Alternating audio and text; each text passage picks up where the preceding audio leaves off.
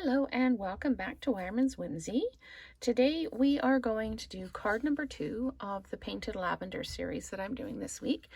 I've done this one here. As I built it, I pulled more and more product in. I don't do that very often, but every now and again it happens. I've used the Stripes 3D embossing folder.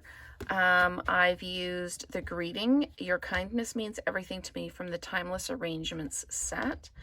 And I've used the dies. This is a new product from the Wild Fern dies. I've used this one and this one to cut out the greeting and the mat. So I've done this one on an angle. And as you know, it's really difficult for me to do things that aren't lined up straight. So I'm okay with this one, but the one we're going to make in the video is actually going to be a straight up and down one. So I've used, as I said, the Stripes embossing folder, but I've used it, I don't know if you can see it, and this is a 3.5 by 4 3/4. Sorry, I popped that down there. It's a 3.5 by 4 3/4 piece of basic white, and I've done the embossing folder this way. And this is a 5 1/4 by 4 piece of Highland Heather, and I've done the stripes that way. So it adds just that little bit of interest with the perpendicular lines. So the folder is not wide enough to do a whole piece. So I'm going to show you how I do this. With an embossing folder, you always want to put the hinge towards the roller, because otherwise you can split or distort the folder itself. So I'm just going to run this through, and you're going to hear it bang because of that hard edge. There we go. That wasn't too bad. Oh, there we go. Yep, there we go. I'm like, oh, that wasn't too bad. Thud. So I've run that through, and now I'm going to turn it around, line it back up again, close that hinge, and I don't have anything hanging over the sides. Whoops, I'll just smack that with the other piece, and we're going to run it through again. We're going to need to do the same thing with the Highland Heather, only going the other way. So I've already die cut out, stamped and die cut the lavender, and I've already die cut out the leaves, and I've done that in soft seafoam. So we've got this piece done. So now I need to do the same thing again, except long ways. And I'm just going to pop that in like that. Make sure I'm straight, and it's going to go through the folder or through the machine again. And then we'll do that again, and it'll all be done except the building of the card. So we're just going to let that go through. And again, we're going to move this over. Now I can't just do this edge. Actually, I can. It's going to fit. If it doesn't fit, just re-emboss over the edge. It's not going to make much of a difference in this particular folder. You just want to make sure you don't have anything extending beyond the base plate, because otherwise it'll get trapped in the machine. It could damage your machine. It could damage your plates, and definitely tear the paper. So there we go. We have our elements done. So, and then I've got the soft seafoam card base. What I can do is I can just attach this right now. And I'm going to go fairly close to the edge with the adhesive, because this folder is the 3D one, and it's got kind of a wobbly edge to it. And I don't want that to lift away from the card. So we're doing this one on straight. I'm just going to pop this up here. Now I need to build my flower in the middle. So I'm going to put some adhesive on the back, and I'm going to attach leaves to the back like this, one on each side, so that we can see some leaves coming out like that, and then one in the middle. So it looks like lavender growing in the middle of a hedge of lavender. Now I wanted it to not look like it's just sitting on top, so I took one of these and I trimmed it just a little bit. I just cut this leaf off here like this, just so it's separated. And then I'm just putting a little bit of adhesive here, just a tad.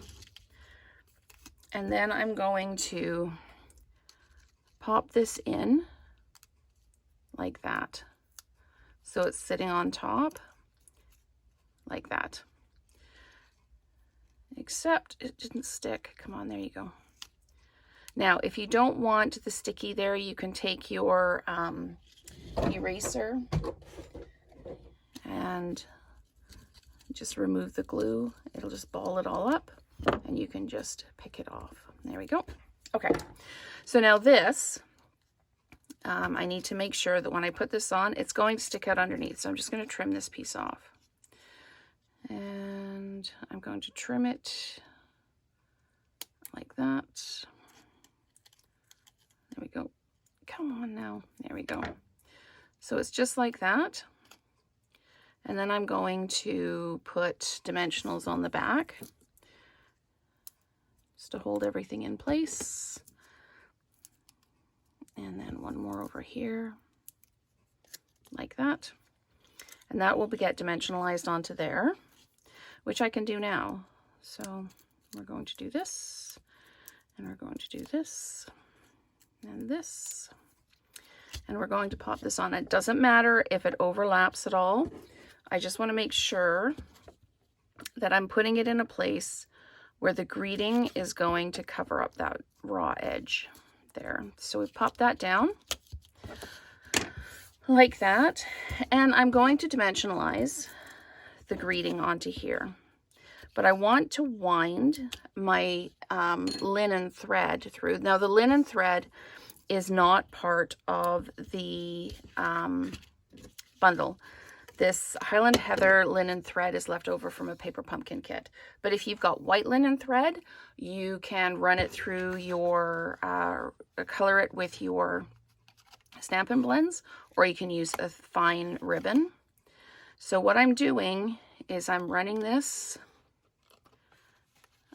around like this, and then coming back up like this again, and it's not working this way. Sorry, everyone.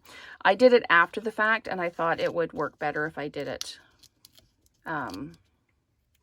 first, and it's not. So I am going to put my greeting down like this, and now I'm going to take this and do this with it, tucking it underneath like that, coming around again like that, and then coming around underneath this way, and again underneath this way, and then, oh, this one just does not want to play the game, does it? Okay, so we're going to unwind this, figure out where my extra cord is coming from. There we go. Okay, so we're going to come around. You just get to see me do it twice, that's all. There you go. And then back under the bottom, and back under the bottom like that. And then back into the adhesive on the back and trim off your excess.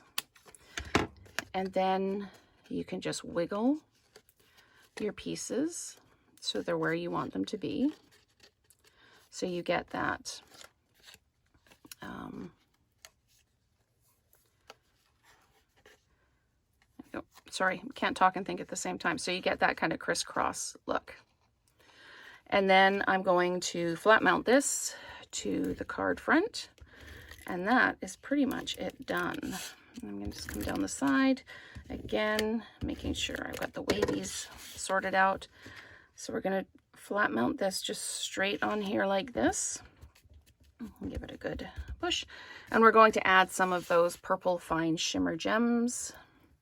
I'm going to pop one there, one down here, and then one over here, just to help keep the eye closed. So apart from the me having to redo things a couple of times, that is our card. And I have to say, I like this one more. But let me know in the comments which one you like more, the diagonal one or the straight on one. So thank you so much for watching, and stay tuned for more videos using the Painted Lavender Bundle.